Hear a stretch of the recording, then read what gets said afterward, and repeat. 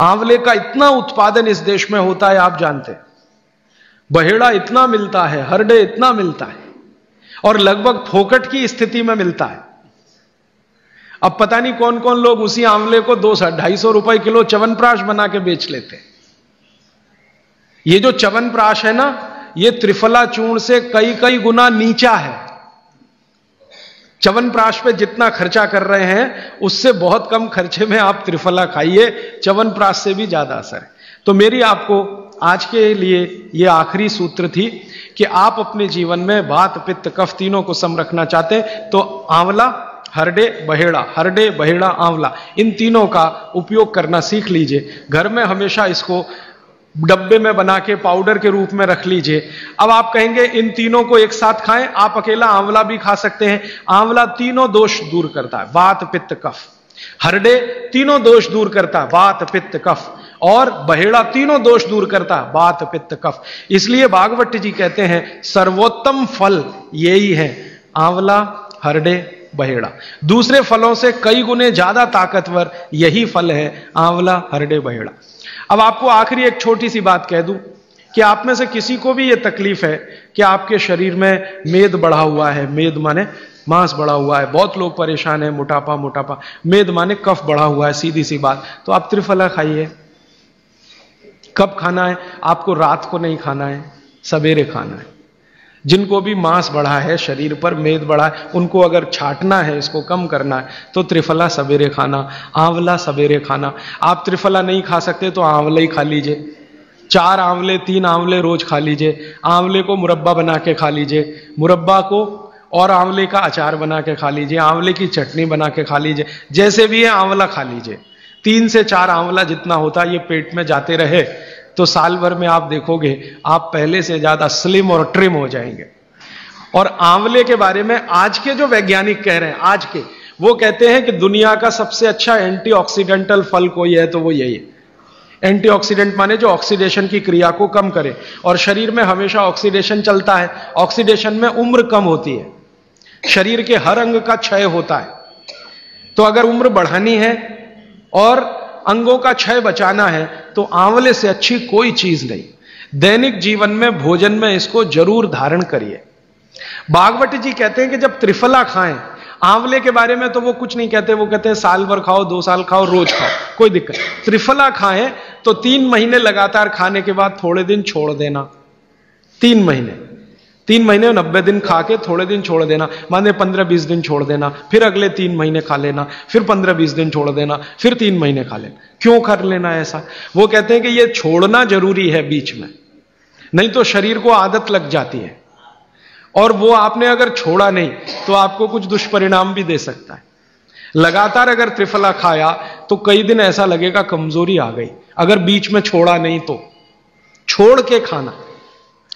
अब किसी व्यक्ति के लिए जो छोड़ने का समय है वो 3 महीने से थोड़ा पहले भी हो सकता है, ज्यादा भी हो सकता है, इसलिए मैंने बीच का बताया। 3-3 महीने करके छोड़ छोड़ के खाना। जी, मात्रा कितनी?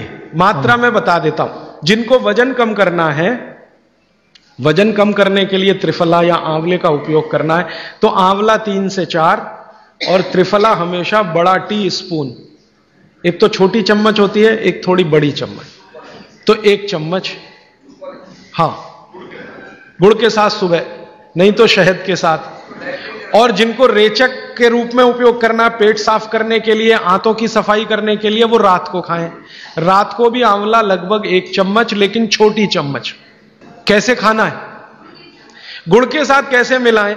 आंवले का चूर्ण आपके पास है, थोड़ा गुड़ ले लो, चूर्ण और गुड़ को ऐसे हाथ से मसल दो, वो लड्डू जैसा हो जाएगा, गुड़ उसको अपने में समा लेगा, फिर गुड़ खा लो। पीछे से थोड़ा दूध पी लो। मैंने आपको कहा था कि भागवत जी कहते हैं कि दूध एक ही चीज के साथ पिया जा सकता है, वो है आंवला। जो बाजार में त्रिफला चूर्ण मिलता है वो खा सकते हैं? मेरी आपको एक विनती है, बाजार का त्रिफला चूर्ण लाने से अच्छा है बाजार से आंवला लाना, बहेड़ा लाना, हरडे लाना, कूट पीस के अपने घर में बनाना। क्योंकि बाजार में कई बार बहुत सारी चीजें हैं जो कॉमर्शलाइज हो चुकी हैं और उनके असर अगर कम हुए तो आप भागवत को गाली देंगे। इसलिए रॉ मटेरियल लाके घर में तैयार करना, कूट पीस के। जी, आपने गुड़ की बहुत महत्वपूर्णता बताई, परंतु डायबिटीज पेशेंट्स क्या करें उसके लिए? गुड़ आप डायबिटीज में खाइए, भरपेट आंवले के साथ खाइए, त्रिफला के साथ खाइए, कोई तकलीफ नहीं। कोई तकलीफ नहीं है गुड़ खाने में। डायबिटिक लोग भी गुड़ खा सकते हैं, शुगर ना खाएं। और जूस का क्या करें? डॉक्टर्स तो कहते हैं डायबिटीज डोंट ईट फ्रूट्स करके। आप बिल्कुल चिंता मत करिए। आप भगवान की दी गई जो शक्कर है, ईश्वर की दी गई शक्कर है, जूस में है, फल में है, वो आपको शायद मालूम है या नहीं। शक्कर जो है ना, शुगर, इसके कई रूप हैं। एक है ग्लूकोज, एक है सुक्रोज, एक है फ्रक्टोज। तो ये जो फल वगैरह की शक्कर है, ये फ्रक्टोज फॉर्म की ज्यादा होती है और ये आसानी से डाइजेस्ट होती है। गुड़ की भी उसी कैटेगरी में आती है। तो आप चीनी मत खाइए, गुड़ खा सकते हैं, शहद खा सकते हैं, फल खा सकते हैं। मीठे कोई भी फल खाने में तकलीफ नहीं है, बशर्ते कि त्रिफला खाते रहें, थोड़ा त्रिफला लेते। जिनको भी डायबिटीज है वो भी त्रिफला का सेवन करें, क्योंकि डायबिटीज मैंने कहा ना वात का रोग है, तो वात कम करेगा। त्रिफला में तीनों चीजें हैं जो वात नाशक हैं, आंवला, हरड़ा, बहेड़ा। त्रिफला आपने कहा लेना है, रात को और सुबह कब लेना? जैसे खाने के पहले, खाने के बाद? रात को तो आप लें, पेट साफ करना हो, कॉन्स्टिपेशन दूर करना हो। देखिए, मैं अब थोड़ा बता ही दूं, बवासीर अगर किसी को है, ठीक करने के लिए त्रिफला लेना चाहते हैं तो रात को लें। मूड व्याध, पाइल्स जिसको आप कहते हैं, हेमोरॉइड्स, वो जब भी ठीक करने के लिए त्रिफला लें तो रात को लें। भगंदर, ये ठीक करने के लिए त्रिफला लें तो रात को लें। माने मेरे कहने का है, पेट से जुड़ी बीमारियां ठीक करने के लिए त्रिफला उपयोग करना है तो रात को। चम्मच एक छोटी, दूध के साथ या गर्म पानी के साथ। और अगर आपको मांस कम करना है, कफ नाशक बीमारियां, कफ से जुड़ी हुई बीमारियां, तो सुबह खाने के बाद लेंगे रात को, और सवेरे लेंगे खाने के पहले। खाने के ही नहीं, नाश्ते के भी पहले 40 मिनट, नाश्ता करने से 40 मिनट पहले। जी आपने बताया कि त्रिफला 1, 2, 3 के अनुपात में बनावे हैं, तो आपने जो मुंबई वाली बात करी, तो मुंबई वाले भाई साहब को पहले आपने 1, 2, 3 के अनुपात वाला ये त्रिफला दिया, वो जब बराबर काम नहीं किया तो फिर आपने समकालीन दिया और वो बिल्कुल ठीक हो गए। तो ये क्या प्रोसेस हुआ? हाँ, ये सवाल थोड़ा टेक्निकल है। इसमें हुआ क्या कि जब आंवले में हरड़ा, बहेड़ा और आंवले को 1, 2, 3 के अनुपात में हम रखते हैं तो आंवला ज्यादा है। आप निश्चित रूप से देखें, 3 मात्रा है, आंवला ज्यादा है। आंवला माने विटामिन सी का भंडार, आंवला माने कैल्शियम का भंडार, आंवला माने ये, आंवला माने वो। तो अब जब बीमारी उनको रेडिएशन की थी तो ऑलरेडी उनके शरीर का विटामिन सी बढ़ा हुआ है, क्योंकि रेडिएशन से वो एक्स्ट्रा होता है।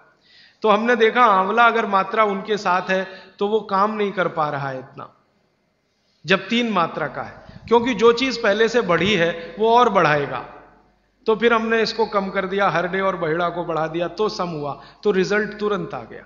तो ये रेडिएशन जैसे गंभीर बीमारियों में, कैंसर जैसे गंभीर बीमारियों में इस तरह का उपयोग होता है आंवला, हरडे, बहेड़े का बराबर मात्रा में। लेकिन बाकी जो साधारण बीमारियां हैं उनमें 1, 2, 3 ही रहता है, क्योंकि आपको कई जगह कैल्शियम की जरूरत है, विटामिन सी की भी। जितने लोग मोटे हैं उतना शरीर में विटामिन सी कम, जितने लोग मोटे हैं उतना कैल्शियम कम। तो कैल्शियम कम है, विटामिन सी कम है, तो मैं आपसे कहूंगा ही कि आंवला 3 मात्रा में लो तो वो बढ़े, तो बाकी चीजें कम हो, बाकी चीजें